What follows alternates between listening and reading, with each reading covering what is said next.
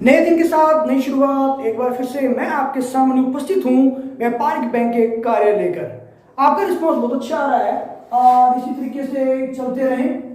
पहला व्यापारिक बैंक का कार्य लिखने से पहले हमने क्या कर लिया है अभी तक वो बात कर लेते हैं। हमने जो है वो बैंक का अर्थ कर लिया है कि बैंक की उत्पत्ति किस सबद से हुई। फिर हमने बैंक से संबंधित परिभाषाएं कर ली हैं। फिर जो है वो हमने बैंक से जुड़ी हुई कुछ बैंकिंग प्रणाली से जुड़ी हुई कुछ महत्वपूर्ण परिभाषाएं कर ली हैं, जिसमें बचत खाता, चालू खाता, अन्य परिभाषाएं थी वो हमने कर ली हैं। आज जो हम करने वाले हैं व्यापारिक बैंक के कार्य कि व्यापारिक बैंक के क्या क्या कार्य होते हैं, व्यापारिक बैंक इन कार्यों को किस तरह से संपन्न करता है और क्या हमारे लिए इनमें महत्वपूर्ण रहते हैं। पहला हमारा व्यापारिक बैंक का कार्य आता है जमाएं स्वीकार करना।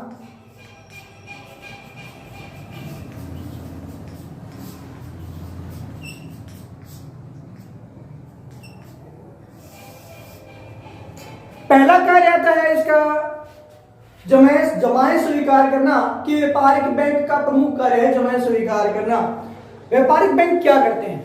हमारे द्वारा बचत खाता, चालू खाता, आवधिक जमाएं और अन्य भी कई प्रकार के खाते जो व्यापारिक बैंकों में खोले जाते हैं।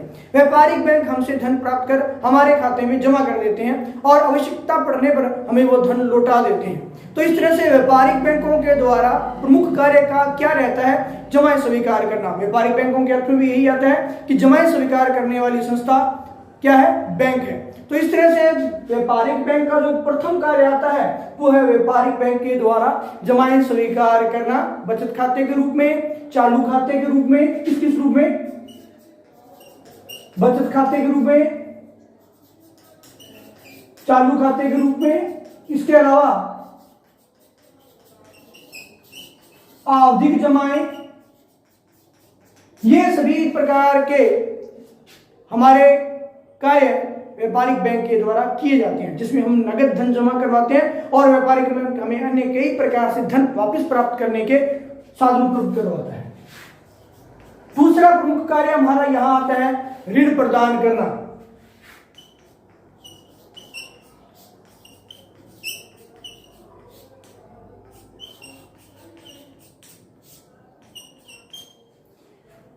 व्यापारिक बैंक हमें ऋण भी प्रदान करते हैं।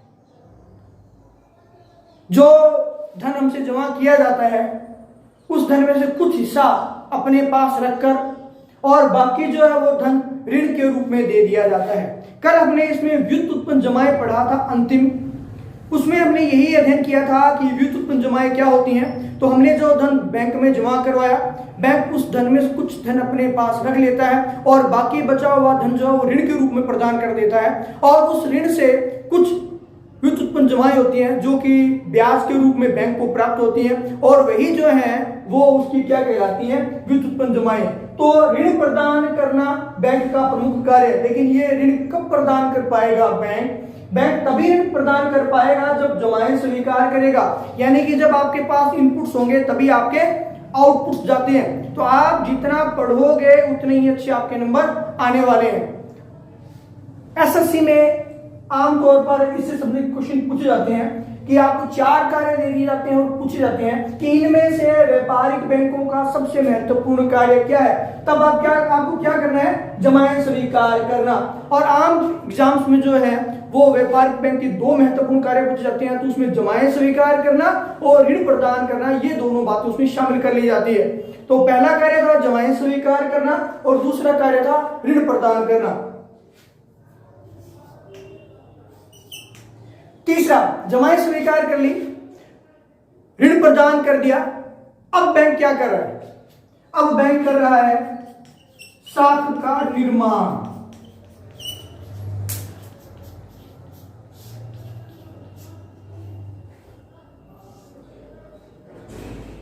नेक्स्ट क्लास में हम साख के निर्माण के बारे में अध्ययन करने वाले हैं कि साख का निर्माण किस प्रकार से होती है, जो नेक्स्ट क्लास 1-2 क्लासों के बाद में हमारा शुरू हो जाएगा कि साख व्यापारिक बैंक जो है वो साख का निर्माण किस प्रकार से कर पाते हैं। तो उसके लिए आप जो है वो एक क्लास छोड़ने के बाद में, इस क्लास के बाद में एक क्लास और होगी, उसके बाद में जो आप देख सकते हैं कि किस तरह से जो है व्यापारिक बैंक साख का निर्माण करते हैं। लेकिन फिर भी प्रारंभिक तौर पर मैं आपको बता देता हूं कि व्यापारिक बैंक शाखा का निर्माण किस प्रकार से करते हैं।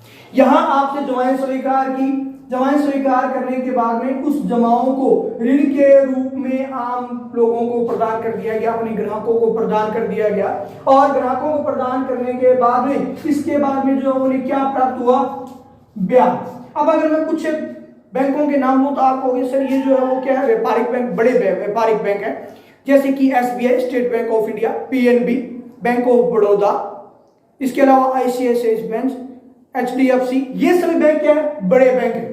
लेकिन इनमें से कुछ एक बैंक जो है वो छोटे रहते हैं। वो बड़े बैंक और छोटे बैंक क्या शाखाओं के आधार पे हुए नहीं, या एम्प्लॉइज के आधार पे हुए नहीं, वो हुए जमाएं स्वीकार करने के आधार पर। उसके बाद में उन्होंने उस पर कितना ऋण प्रदान किया उसके आधार पर, और फिर उसके आधार पर उनकी शाखा का निर्माण हो गया कि वो किस स्तर पर जाके जो है वो ऋण प्रदान कर रहे हैं, उनके इनपुट्स कितने थे, उनके आउटपुट्स कितने थे, और ब्याज उन्हें कितना प्राप्त हो रहा था, उनकी रिकवरी रेट क्या थी।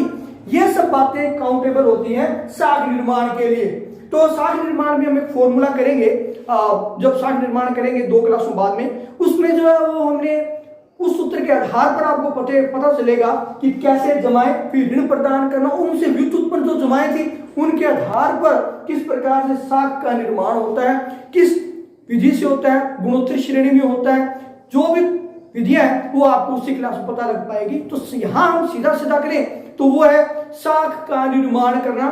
शाखा के निर्माण में व्यापारिक बैंक ने जितनी जमाएं स्वीकार की उसके बदले में जितने ऋण प्रदान किए, ऋणों के बदले में जितने ब्याज उन्हें प्राप्त हुए, और उसके बदले में जो उन्होंने उनकी लिक्विडिटी बढ़ी, उनकी जो मुद्रा तरलता थी वो बढ़ी, उस तरलता को बढ़ने के बाद में वो जो और अधिक ब्याज पर धन देते हैं, और जितना अधिक ब्याज पर धन ऋण प्रदान करेंगे, ब्याज पर धन प्रदान करेंगे, उतनी ही उनकी तरलता की स्थितियां बढ़ती जाएंगी। उदाहरण के लिए लिखते हैं हम यहाँ पे 100 रुपए जमा हुए, 100 में से 50 रुपए अपने पास रखे, 50 रुपए उसने 10-10 करके 5 व्यक्तियों को प्रदान कर दिए, प्रत्येक व्यक्ति से 2 रुपए का उसने ब्याज लिया, तो 2 5 10। अब पहले ब्याज के लिए कितने थे, 50 रुपए थे, देखिए 100 रुपए थे, 100 में से 50 उसने अपने पास रख लिए, पीछे कितने बचे 50। इस 50 को जो है वो उन्होंने 5 आदमियों को बांट दिया 10-10 रुपए कर, ठीक है, और प्रत्येक व्यक्ति से उन्होंने 2-2 रुपए जो है वो ब्याज के रूप में प्राप्त कर लिए।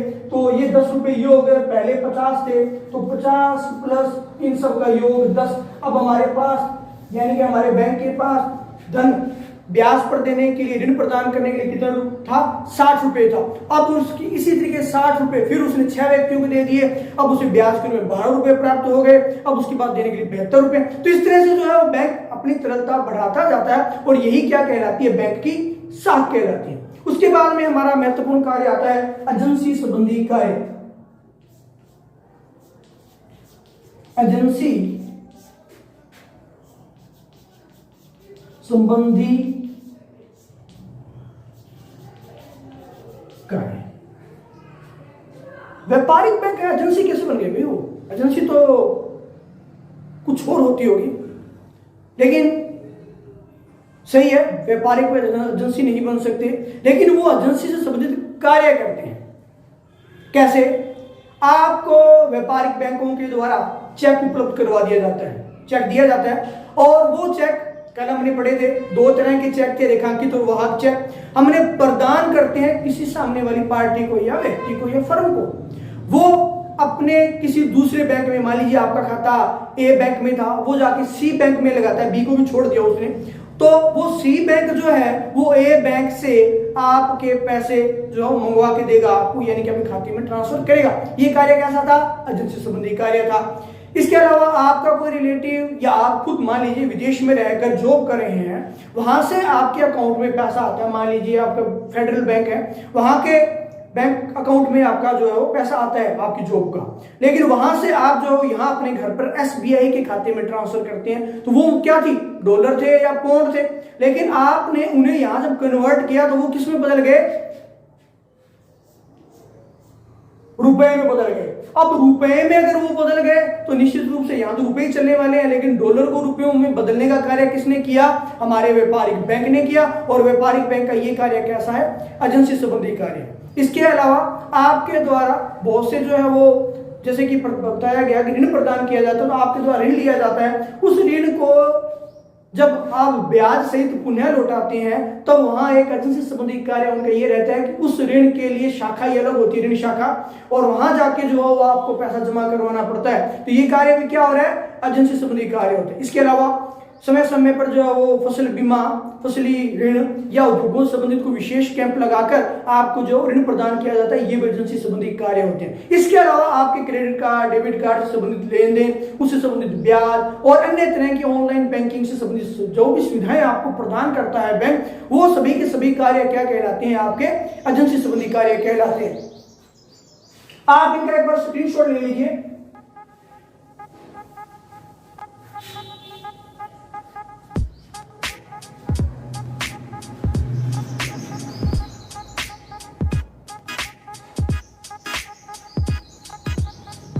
अभी एक कार्य हमारा बाकी है, उस कार्य को हम अगली क्लास में करेंगे। आप हमारे साथ इसी से जुड़े रहें, हमारे वीडियो को लाइक शेयर करना न भूलें, चैनल को सब्सक्राइब करें और लगातार हमसे बने रहें अच्छी अच्छी वीडियो प्राप्त करने के लिए। आपका दिन शुभ रहे। जय हिंद, जय भारत।